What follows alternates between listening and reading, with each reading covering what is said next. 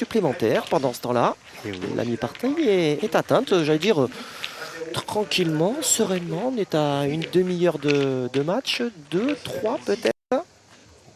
Ouais. Alors en tout cas, Guillaume, on avance tranquillement, sereinement.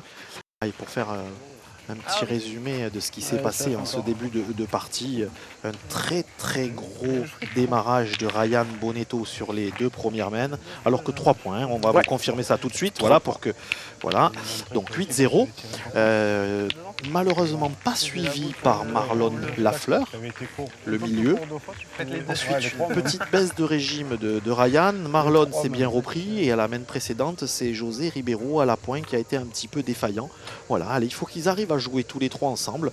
On n'oublie pas qu'à la première partie de ce mondial à Marseillaise à pétanque, ils ont sorti des outsiders, hein. C'était quand même pas des grands favoris. Ouais, mais enfin qu'on a retrouvé dans le dernier carré. Simon Cortés, triple finaliste quand même de l'épreuve, un champion du monde. Oui, avec Christophe Bachin et Fred Bauer, qui l'avait déjà gagné aussi, Marseillaise, avec Garagnon et Délice il y a quelques années maintenant. Allez, olé, il est long, José Ribeiro. Alors José Ribeiro, il y a une particularité, Guillaume, hein, ce jeune homme, ce jeune gaucher, donc, qui est licencié à la Boule de l'Élysée et à Salon de Provence, un club cher au président André Rouland. Il faut savoir que son grand-père, en 1978, avec Chabot et Rivière, avait atteint la finale du mondial La Marseillaise à pétanque. Voilà, alors c'est pas hier, hein. Son grand-père, Jacques, décédé il y a quelques mois. Voilà, en tout cas, José a cœur de briller. Voilà, et c'est bien repris. Ouais, bien fait, bien fait. Voilà, chez les Ribeiro, en tout cas, la pétanque, je dirais les boules en général, hein, puisque on joue aussi bien au jeu provençal qu'à la pétanque.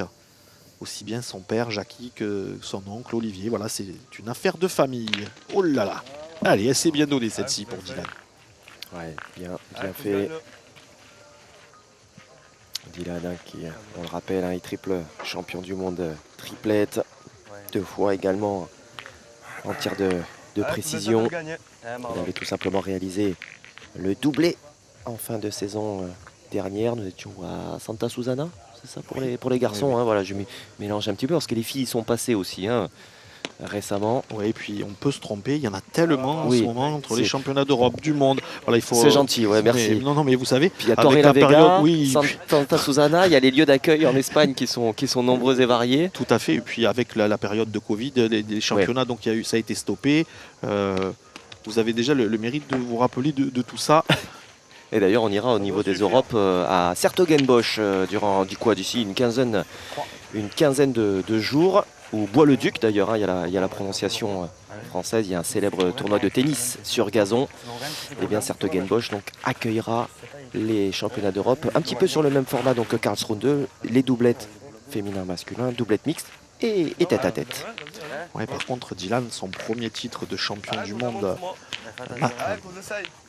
senior, ça fait exactement 10 ans qu'il l'a conquis. C'était juste à côté, hein, c'était au Palais des Sports de Marseille. Voilà.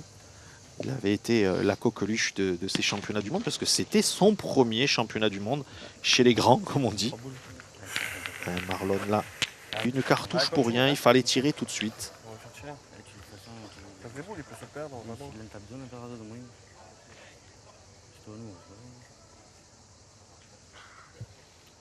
Ah, il n'est pas droit. Comptez là. Allez, doucement, Ryan, voilà. Elle va doucement, c'est le gagner. Allez, continue toi. Allez, puis.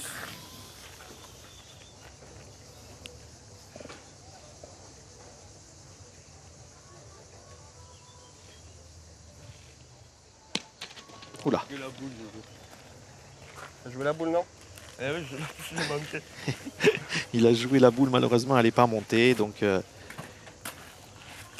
parti un peu à volo.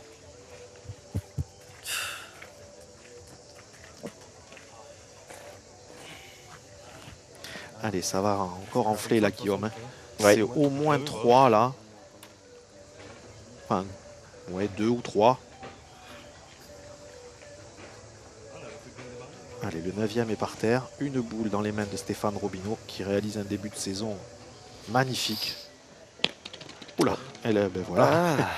Elle a bien échappé celle-là. Vous vous dites, c'est normal, c'est du grand classique. Stéphane a gagné un national à Ploudalmézeau dans le Finistère. Oui, et très content d'annoncer ce résultat parce que c'est rare qu'il y a de grosses et de très belles compétitions. C'était une première, hein, c'est ça? Oui. Et je suis allé jouer il y a quelques années à Kerlouan dans le Finistère. C'est des belles épreuves en Bretagne parce que les Bretons savent accueillir et quand il y a un événement de pétanque, c'est toujours grandiose. Il y a toujours énormément de monde. Et quand on crée un événement, on aime bien que ce soit une star de la pétanque qui remporte la première édition. Ouais, c'est toujours important et c'est Stéphane qui l'a remporté. Alors ça, c'est magnifique. Dommage qu'il ait un poil long, mais on va certainement le voir au ralenti. Regardez la sortie de main ou la frappe de cette boule, c'était superbe. On profite pour signaler du coup un peu plus au sud, mais vous parlez de première. Ce week-end, cette équipe sera alignée sur une première compétition également du côté de Carcassonne. Voilà, il y a un bel événement, hein, je crois, sur 3 jours, avec notamment les joueurs de rugby de Carcassonne et même du Stade Toulousain qui vont faire le court déplacement. Je pense que ça va être un très très beau week-end. Et avant de finir à Cap-Breton, le dernier week-end pour le souvenir Yo. Allez, superbe. Allez, il y en a deux.